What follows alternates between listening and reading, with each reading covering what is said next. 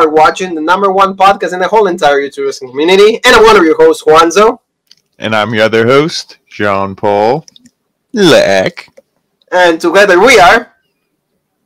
Rope Break and family. You know, it's a Saturday, so we're putting like triple duty, I think it is. My God, sweet Jesus Christ. Yes, 3. Yeah, we're just like, don't stop, you know. We don't sleep, we don't rest, nothing, you know. We're just right here putting like the best content in professional wrestling. And like you said last night, we don't try, we just do it. Because trying is not even an action. And that goes for every single one of you out there. It's not an action, okay? So if you try, you're not doing it. We just do. Yeah, well, what did Master Yoda say? Do or do not. That's right. That's so it. You know, like the Star Wars reference. That's right. How's every single one of you? Thank you for watching every single one of our content. We're really excited because it's like Victory Road. Like Jean-Paul said, not a pay-per-view. It's just like an Impact exclusive. We could watch like through Impact Plus or like also like the shady websites that we always use. So thank you, shady websites, for letting us watch more content in professional wrestling. But before that, you know, with Jean-Paul Egg, we gotta like mention, of course, don't forget to watch NXT Takeover because we have all the predictions. I mean, NXT, the show, with the predictions for NXT Takeover. Jean-Paul and I will be really excited if this is like the end of NXT Takeover. So, you know, watch this show because the power couple of NXT goes against Io Shirai and also Damian Priest. So, like, you know, don't forget to watch that show. Yesterday with Jean-Paul Egg, best booker in the business. Smackdown review. Like, you know, just let him in. You know, Alexa and The Fiend. Just let him in. Right, Jean-Paul? It looks like how you and I were saying, look, Kevin Owens, you know, going to SmackDown. But it looks like The Fiend, Monday Night Raw, might be the one letting him in. Because Bray Wyatt's going to be on Monday Night Raw. So we'll see. Oh yeah, see, like that's what I mean. Like a lot of people were saying that, so you know, we will talk a little bit about that, you know, in another show. But like you said, like absolutely, like there's a lot of things that are gonna be happening during the draft. So who knows where everybody's gonna end up? But like what we know about NXT Takeover is that the Heritage Cup, the first round started, you know, last Thursday, and we had like Alexander Wolf going against Noam Dar. So you know, all the review of this show is right there, and you know, at the end we got to see Ilya Dragunov and Pete Dunne. Might be teaming up with like against Imperium, Walter, and Wolf. So we'll see what happens with that. But don't forget to catch that, Jean-Paul. So now let's talk about Victory Road. What do you think about this whole exclusive from Impact? Yeah, I mean, this overall, it wasn't bad. As you know, Victory Road to be like to be like WWE and use a joke off the name. It is the road to Bound for Glory, I would say. I think Bound for Glory is going to be the better pay-per-view. Of course, that's like the big WrestleMania for Impact. But, you know, this wasn't bad. Brian Myers and Tommy Dreamer wasn't, you know, it didn't live up to the hype, but that feud's going to continue. We saw the Beat Rojit challenge. I mean, that match was okay, but also ended kind of... a lot of matches in this ended kind of bullshit. But there were, you know, a great main event, the rubber match with Tenille and Jordan Grace was really good. We got to see that. We got to see Parasso against Susie. That match was good too. I didn't get I had the underdog, you know, to win it, but I didn't get that. But you know, our virtuoso is still champ. She did good, like, you know, and that was really good. And like you said, like a lot of like matches, it's just like to get you hyped up for Bound for Glory. Yeah, Bound for Glory is the signature pay-per-view of what Impact has ever done. Bound for Glory is the WrestleMania version, or like the All Out, you know, version on AEW, and like the Triple Mania from AAA. There you go. That's legit. Wrestling trivia, we can do that. You know, I'm talking about Lucha Libre tomorrow. We have a special on that, so please stick around for that. Also, remember, don't forget our new house. All Everything Entertainment, right there, Jean-Paul and myself. We just like to expand our horizons, and we're blessed and beyond excitement and beyond excited, we should say, that like we're just gonna be there. So let's start with like the Rascals that opened up the show against like a triple XL. Triple XL. There you go, Jean-Paul. Thank you, because like this match actually Impact apologized to every single one of the viewers because like everybody had issues when streaming the service. So they said, and you know, like an hour and a half ago, they said that like when they do the Impact on Demand, when you can do that, and then they're gonna add that match. You know, right now also is in the Impact YouTube channel, so you can watch that whole match because nobody got to see the whole thing. Then we just got to see a little bit of the ending. I'm gonna be honest with you. I saw and it was very choppy. I will be legit. I do pay for the Impact Plus to watch old Impact pay-per-view. So I should have got it legit. Those shady websites for me, but it was still choppy. It looked like you were watching a slideshow. But if any match was going to be shitty, I'm happy it was this one because no offense to the Rascals and Triple XL, but like I don't had no emotional investment if any of these teams, like whichever one of these teams won or lost. I was like, okay. But don't you think that, like, see, like they're good wrestlers though? For example, the Rascals, Des and Wentz, you know, like they're like in a possible future.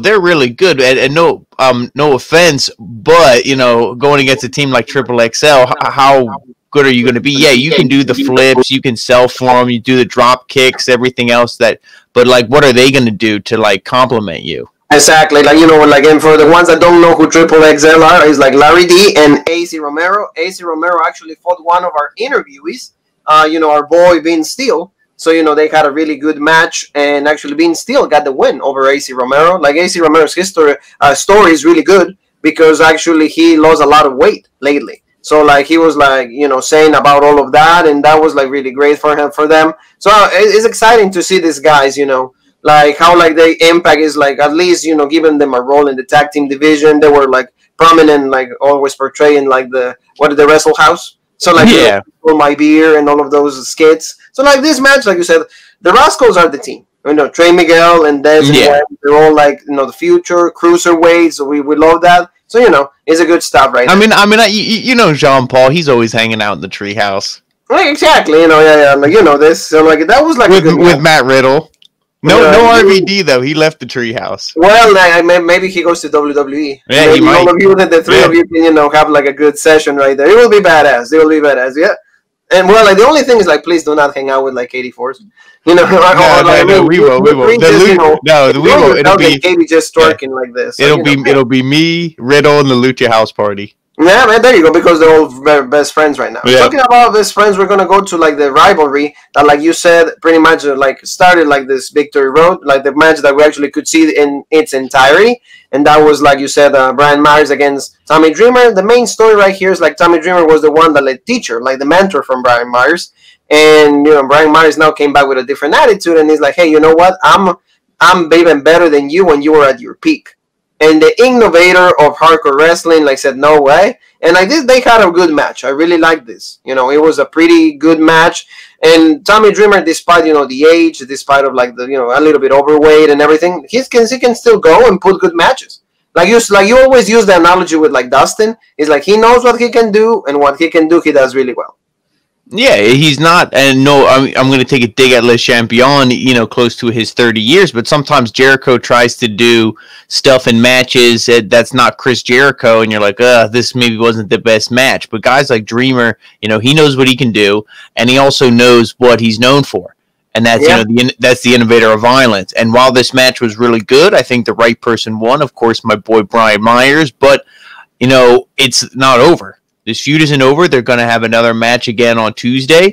And I don't know if, you know, that there can maybe have a match at Bound for Glory. I would love to see it. And if it does happen, you know, or wherever it does happen for that matter, that when this feud ends, it's got to be in like a House of Hardcore match or something. Yeah, no, I think that, like, if they do that, it will be good, because this one more like the wrestling match. You know, like they went like for like the finishers. Like, for example, Brian did the DDT that he's known for. Like, Dreamer kicked out, and also, like, Dreamer went for his DDT. Mm-hmm. Myers kicked out, and then another moment in the match, like, Brian's like used the, like, put the feet on the rope and all of that. And, like, you know, Madison Rayne and Josh Matthews are doing a great job. I'm gonna plug it in because I was telling you the same thing. Like, they were actually, like, Madison was, like, picking into, like, the specifics of the match, and I like that. He's like, oh, if Brian would have covered or hooked the leg, you know, kind of like JR style. So that was cool. I mean, like, I enjoyed that. To me is like the commentary that I enjoyed the most, because, like, one thing, and I want to just get your thoughts right away. See, two guys, you know, one girl and Matthews. Two people, no, don't need a third man. You don't need, like, to add, like, more, like, blah, blah, blah. It's just, like, the two are watching the action. Hey, do you like this? Do you hate it? No? Okay, this is what I think about this. Okay, move on. At least for me, it's simple, to the point. I don't need to care about, like, Excalibur is in the back saying, or, like, where the hell is Tony Giovanni, or where the hell is Barrett Saxton, or, like, where the hell is, like, Tom Phillips. So, like, I enjoy this a lot. I don't know about you, but... no, this is one of my, I would say, favorite duos. it's how can you not have fun working along with your wife or fiance, whatever are they married? Yeah, they're how can you not have fun? And even when Matthews, he like slipped up, I forget what he said something, and she was like, "What was that?" Blah, blah, blah, blah, blah. Like people mocked him, like the way, and then he laughed, like you can tell they're having fun. When a commentary team's having fun, it's like, oh, okay, it's legit. But then they still get their point across. She's still like, oh, I don't know, and she still will like choose the heel. And he's like, oh, well, what about the baby face? So they still play their roles. And it's good chemistry. They're definitely, I would say, in my top 3 right now. And a lot of people don't like Josh Matthews, but I think he's a lot better than what we see in a lot of other major programs. And he's a lot better than we saw him in WWE. But like one thing that you always say is like there's always formulaic in WWE because they gotta go through certain agenda. Then Impact is like they're yourselves. Because like you said, at many instances during the pay-per-view, like Madison and Josh, they were joking with each other. They were like, like you said, he'll say, oh, like it sucks to be 40 or something like that. And he'll just like laugh, and it's because she's poking fun at his age because she's a lot younger, I think, like 5-6 years, something like that. So like it was good. I really like these guys make me at least and entertain me while I watch the match. So like let's move on, Jean Paul, to like the X Division Championship, and that's the Rashid Rahoud. That was his challenge, of course, every single champion right now. AEW did it with Cody. Cena started that crap, like everybody has to defend the championship every single show. Can we be innovative? Can we be creative? Can we do something different? No. And also, like, okay, who's the guy that like was going to be challenging Rashid Rahoud? Is like, TJ Perkins actually said, hey, it will be a good chance for me. No, you just lost the number 1 contender. Not even Trey was there, like the former champion. So actually it was Willie Mack. Willie Mack responded to the challenge, and the match, though, it was really good, though. I really enjoyed this. It was like Willie Mack is a really great wrestler. Like you said, a little bit. It was like maybe like 2 notches below Kid Lee, but it's still good. Very, very like the intensity, like the power that he does, and he's really athletic for his size. So in his height, so I like that. Yeah, this match it was good. Junkyard Keith Lee. Willie Mack. He's great. And everything like you said, he's like Keith Lee, but he does that standing moonsault, like Apollo Crews. And you look at the guy; he looks like he just got off, the couch. Like, hey, Willie Mack, do you want to get off the sofa and wrestle? Oh, okay. And he gets open, but I mean, he's a hell of an athlete, and I was really thinking he was going to win this. It's like, okay, he lost the X Division title, and then he kind of really wasn't doing anything. Then the feud with Brian Myers. And it's like, okay, they kind of maybe did that just to get Brian Myers kind of into the fold of, Impact. And now we're going to put the title back on him.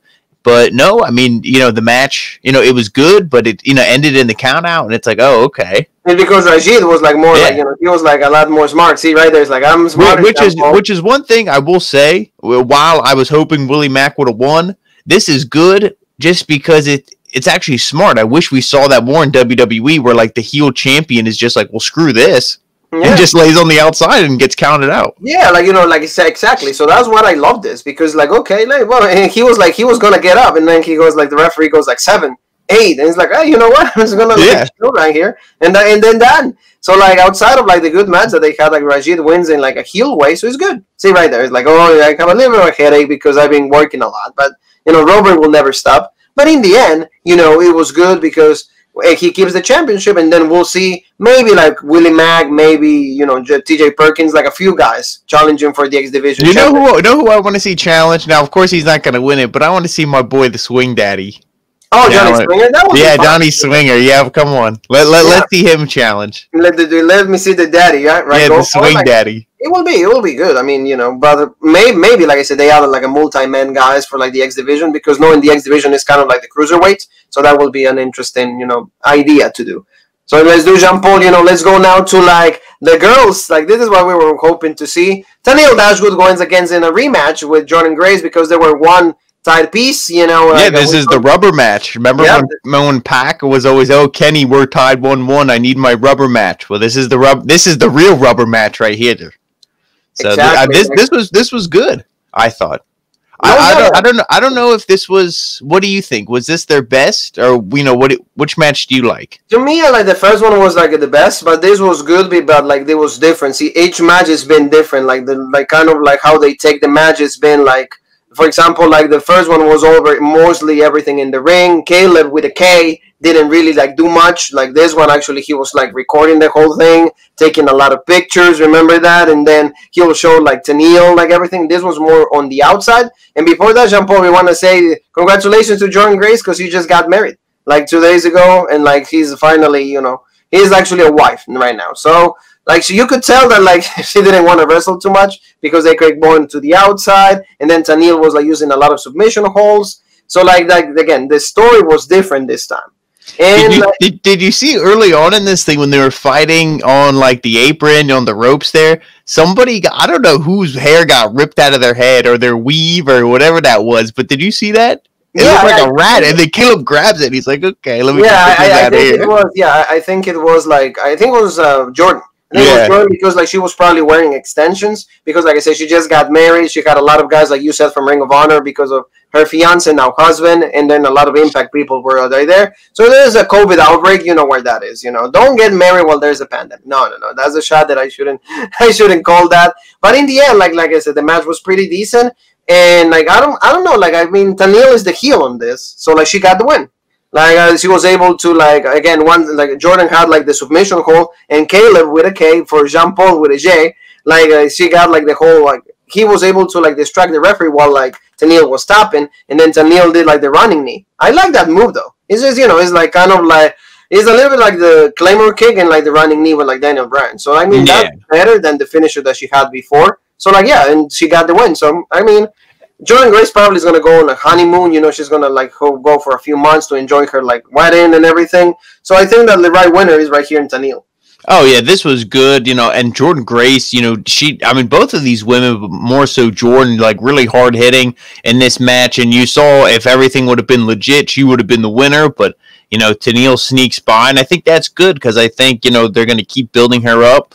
And then I would, at Bound for Glory, I hope they do the title change, even though I love Deonna, but then this would be the great, next contender for the new babyface champion. No, yeah, I believe that, Jean Paul. I think that, like, that will be, like, a great idea to have, like, Tenille right there, like, standing tall and going against, like, Lee Rae, and, like, this will be a great feud because, see, like, Tenille, like, I think that, like, as a babyface, I don't know, she has a lot of weight, but, like, as heel, she's a lot easier to work with or, like, to heel. So, like, that's what I believe that, like, it's more important and easier if they do that, Jean Paul. So, like, now let's go to, like, the guys that, like, were actually an Ascension match. Like, that's Keith Slater and Rhino. And going against, these guys, like, Reno Scum. So, like, this was an Ascension, like I said, because pretty much Heath doesn't even have a contract. He doesn't even work at Impact. He's been actually buying TV time and paying all these people, celebrities, everybody to push like the agenda of like Heath on Impact. I think that's what it is, or Heath or Impact on Heath. Heath for Impact. Yeah, Heath for Impact. There you go, Jean Paul. Thank you for that. And like he's been trying to get people to push to like for him to get higher on Impact. So this match was good. It reminded me a little bit of 2016 when they won the SmackDown Tag Team Champions. They were the inaugural SmackDown Tag Team Champions from the new era, so I like this. And Reno Scum did a good job. I didn't, I don't think that like they're bad wrestlers at all. I thought that they were pretty good. No, this match did exactly for me what I wanted it to do. You had, Rhino and Slater or Heath, I guess we'll just call them. They started off dominating this thing. But then eventually Heath kind of got taken advantage of. Then he was the one who they got dominated. He made the hot tag to Rhino, but then everything kind of broke down. And at the end of this thing, when Heath tagged himself in, he was still on wobbly legs. And I'm like, oh shit, he's going to lose this match. And then maybe are they going to do the dissension storyline where the storyline to introduce Heath, really into Impact is going to be feuding with Rhino? It's like, I don't know if I like that, but Heath was able to pull out the victory anyway. And, he gets the win for his team. And the best thing afterwards is, you see the picture here. They're like, that's legit. Rope break. They're like, rope break 400. It's legit. But then they go to the back. And then Scott D'Amore there. And he's like, you know what? How about next Tuesday? You stop in. It's legit. Come to my office. We'll talk. He's like, you're paying people, money to get you on Impact. Well, how about we talk and then maybe you can be on Impact and earn some money. So then, pretty much saying he's going to have a contract. So they're like, oh, they're celebrating. And I would do a slow burn with them. I would really like slowly push them. And at some point when you get the tag titles on heels, then have these guys eventually challenge and win the belts. Because I think that would be great. I would like that, and like I like the wake up call, like they call him for Heat's finisher is like the zigzag from Dolph Ziggler, and he would and Rhino did the gore or the spear. I don't know, the gore, like there's always they use that name for Rhino, and then Slater or Heath, like you said, he pinned Adam Thornstowe. So it was good. It was good, and it showed up in my office. Like we heard that when we got new jobs, so like that was cool for like Heath. I feel happy for him. So then we got a match on Paul that was kind of improvised, and that wasn't really featured in the card, and that was our boy Moose. His theme is so legit. He might have the best theme on Impact. He does have the best theme on Impact. I think that that was really good that they have that, and like I said to you, he was improvised because he's still looking for EC3. They start with the TNA Championship. What's going on with that? And he's like, well, focus on your match. You haven't even wrestled for even a month. So how about you go against Trey Miguel, and they have a match. Remember, they had this match in Emergence. That's when they had this match also. So it's kind of like a rematch for that show. So this was good. Mostly Moose dominated the whole thing. The whole thing that they fought, he dominated Trey Miguel. He was so easy until this part when we got to see the three. And then, EZ3 is kind of playing mind games. He's kind of being the Undertaker, the Aleister Black, the Bray Wyatt here. And, of course, Moose got distracted, and then Trey Miguel really quickly, got the upper hand and then ended up, rolling out Moose. But that wasn't even it, Jean Paul. It was this was just we always said, the step to get us to the main story, and that Moose came out to gorilla position, and then he got into the truck. It's EC3's in the truck, and then he heard noises, inside the truck, and then he can bear with the noises, and then he comes out, and then he sees EC3 because they had the title and a bunch of candles, and he says that he's gonna burn the Impact or the TNA Championship, and there's gonna be a new beginning, right, Jean Paul? Yeah, the match. You pretty much said it perfectly. It was, Moose just pretty much kicked his ass, dominated it, but he wasn't focused on this because even when he got rolled up, as soon as it was 1, 2, 3, he popped up and he's like, "Where's EC3?" Yeah, he didn't even care that he got pinned. No, he knew the match didn't mean anything, and you saw the mind games because he walked out, he saw the title, and then there was a flash, and then all of a sudden EC3 was behind him, and like you said, the weird noises, why he couldn't be in the truck, and he was freaking out. So this is interesting to see. I don't, maybe they're gonna play something where it's EC3 is not even there. He's there, but he wasn't there at that time. It's all just in his head. They could play a really good angle, like I said, mind games when it comes to that. So we'll see. But supposedly there's going to be a burial on Tuesday. So we'll see what happens on Impact. It's going to be a really good show. It's Taya Valkyrie with Rosemary are going against Kiera Hogan. So and their friend, I think it's Tara Shields or something like that. So they're going to have these matches. They're going to have Motor City Machine Guns, I think, going again. No, they're going to have a Fulton and Ace Austin going against also I think the Motor City Machine Gun around that. It's going to be a good show. So I think that what they're doing with Moose is good because like you said, he has the best theme on Impact. So it's you're a legit guy, but you don't really have to be in the title picture. And we know how much you love people with good themes. You can go the way the theme song to me sells 70% of the guy. So this is something that neither one of them has a good theme song. So we're gonna talk about these guys that like you said. I don't know. See, I like Carl Anderson's solo theme more than the Good Brothers theme. Yeah, well, I like Ace Austin a little bit because like you said, I told you this before. His gimmick is Gambit from the end. So I kind of like a little bit that, but like you said, this I thought at the beginning when I saw this, I thought okay, it's gonna be a fatal 4-way, and each member of the teams that are gonna be fighting back for glory. They're just gonna have a showcase. I'm like, okay, that's fine. But the fact that they were tag teams, so that's really that killed the match for me. A fatal 4-way would have been so much more legit. You really could have. I mean, you could have done it in a tag, but in a 4-way more so. You could have told a story where somebody gets hurt, and then going into the pay-per-view. Maybe they don't know if that team's going to be 100%. The one thing I just want to make note is they all came out with their tag partner eventually when shit got crazy. They all got sent to the back. But doesn't Ethan Page kind of look like Johnny Gargano, but just jacked up?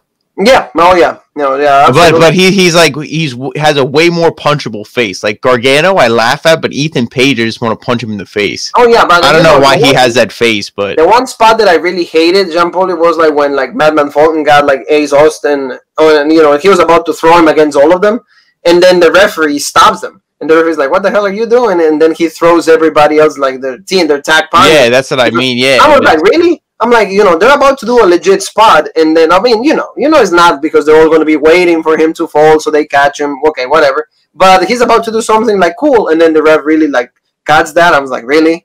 And in the end, everybody. Maybe that was a shot at AEW since they do all that bullshit. Maybe. I mean, and they're like, no, look, our refs actually have power.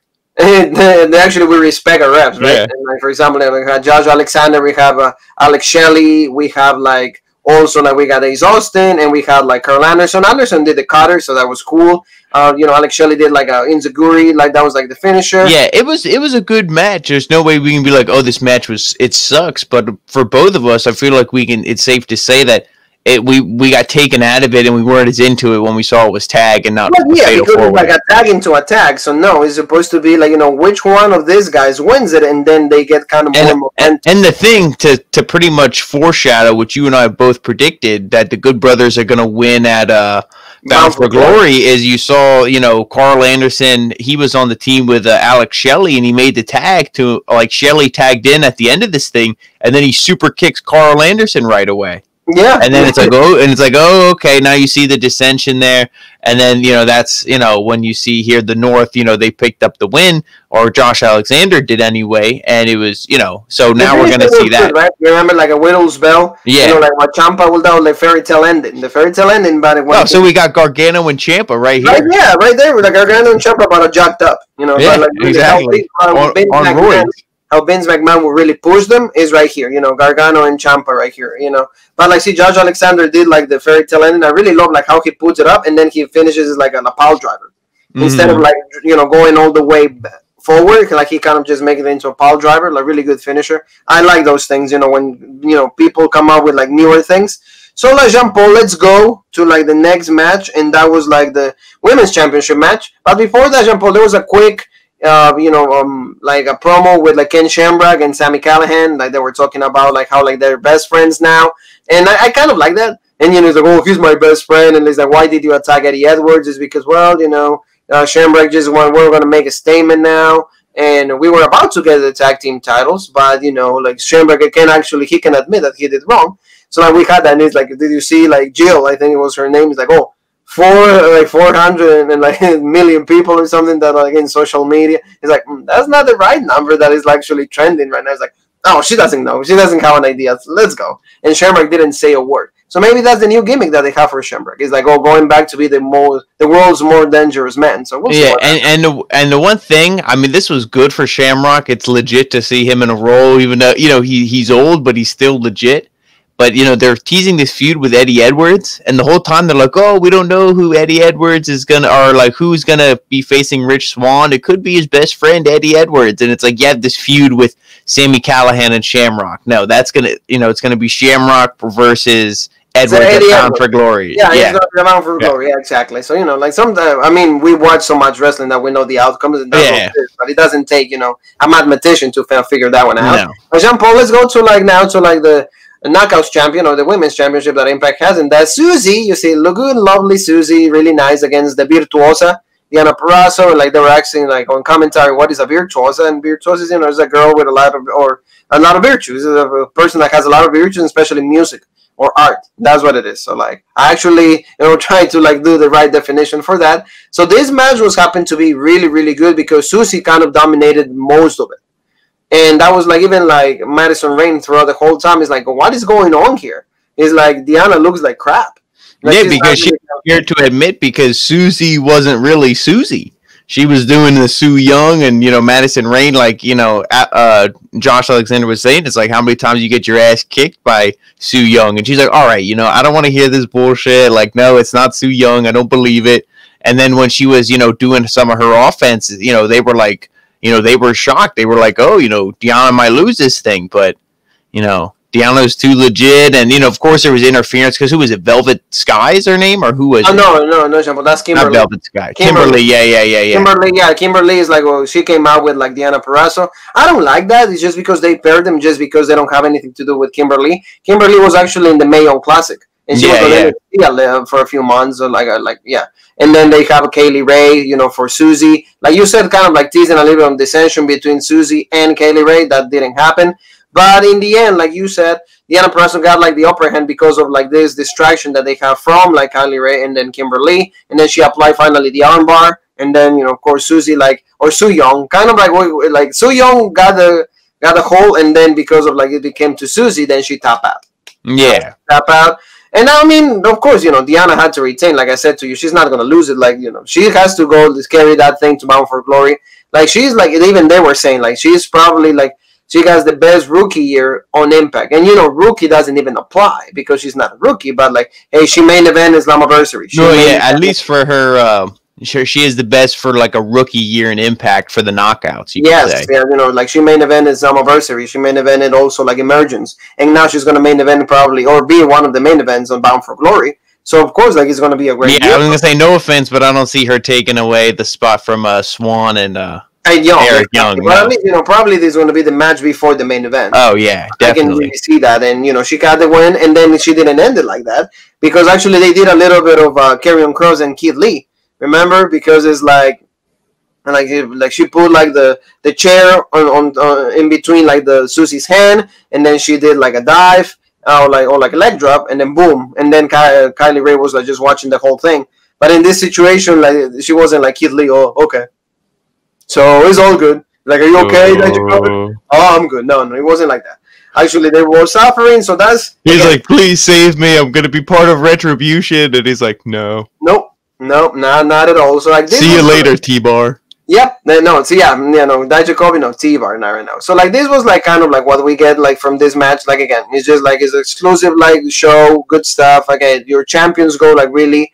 legitimate to the pay-per-view. They are really hyped up. They go like really pumped up. I mean, hey, we already spoiled the main event, and you said it, to me beforehand. No titles were changing hands on this show. Yeah, well, they're not going to do that. I mean, like, it will be actually good that they do, but like, it doesn't make sense because like the Impact don't have like a, like they're not versatile like WWE. There's so many shows that you can put the title back on the person. In 3 days. So no, I would never see that. But, let's go jump on to the main event. And that was going to be, of course, Eric Young defending like his Impact World Heavyweight Championship against Eddie Edwards, the former champion. This match was happened to be extremely good. I mean, Eddie Edwards, the only thing that I have against him is just the ring attire. He's like, come on, dude. Like green shoes, like sneakers, like shorts. It's like, are you gonna have a match or like what's going on with you? That's all I can say on Eddie Edwards. I like the Eddie Edwards from like 4 or 5 years ago when he actually looked like a wrestler. But, Eric Young, like, he's still being that guy. Like, he's a mercenary. He's just, like, wants blood. He just wants to, like, end people's career. So, like, that character, and, like, you were mentioning, like, the promo is, like, he's in jail. And, like, he's all, like, another version of him is, like, hey, you suck. Why are you in jail? Yeah, like, insanity, all of that. So, like, I love these promos because they showing how crazy he is. He's a madman. Oh, yeah, his split personality and everything. I forget what they call him, the maniac something. But, I mean, it's so good. And Edwards, like they said, he trained in Japan. He was the first, non-Japanese, I forget which champion, but for Pro Wrestling Noah. I forget which title it was, but it might have even been the heavyweight title over there. But, I mean, he's a legit wrestler. And then, this match was hard-hitting. You saw Eric Young was busted up. His face was bleeding and stuff. I mean, or bruised up at least. This was really good. But Edwards, I mean, like, it looked like he just got done eating chicken wings and drinking beer at the bar. That's what I mean. They took Moose off the couch in his underwear, or not Moose, Willie Mack, and then they took Eddie Edwards out from the bar watching the Eagles lose. Yeah, I mean, there you go. That's the shot right there. Yeah, Jean-Paul shooting right there. But I mean, he's a hell of a wrestler. This was good, but the same thing we said about the match beforehand. You weren't going to see him lose because the story isn't Eddie Edwards versus his best friend Rich Swann. Yeah, Eric Young disrespected his wife. Yeah, Eric Young did all this shit to Eddie Edwards, but he is the feud with Shamrock and Sami Callihan and all that, and that's what it's a feud revisited with Callihan, but the Shamrock will be interesting because those guys will really hit hard and beat the hell out of each other. Oh yeah, it's gonna be good. It's just gonna be good, and like you said, you see, we also have you see the picture right here. who came out at the end of this thing? Well, like you said, like how this ended is because Eric Young had like the submission hold because like finally Edwards did the Boston party. I think it's like the Boston knee party. Yeah, Boston knee party. He did that, and he was about to win it. Like he had a lot of chances to win the match, and so like Eric Young, I think he had less chances, but like of course he was like the one that got the win because he had like his submission hold. And like he was about to like keep like busting Eddie Edwards' leg and everything. He wanted to end his career, and then Rick Swann came out and he's like, no, and he came out with all that music that is all kind of disco, and he's like, oh, like okay, and he did like a Enziguri, and then Eric Young retrieve all of that, but it was good. It was good, and like Eric Young, you see the intensity is like so it's like you said, in 21 days. They're going to be ready for Bound for Glory. So this, like you said, this has been the money feud ever since Slammiversary. We covered that. We knew this. It was going to be... You even said it, I think, in the one we did, Slammiversary. You were like, I think this is going to be the money match. And it turned out to be. So good job booking this, Jean-Paul. And this is Eric Young. See, that's what happens. When WWE like leaves you all bitter, you go to your own like promotion and you just become number one guy because they know how to book you. So I think that's what they did in this case. So, that's what it was. So this is our review of Victory Road, Jean-Paul. Overall, like even a lot of people that were seeing comments in social media, like way better than Clash of Champions. Is it better for you, Jean-Paul? It's like, no. Was it? No, because that ladder match was so lit. There was no match, and no offense, because the main event was really good tonight. And that both of the women's matches were good. The title match even more so, but the rubber match was also good as well.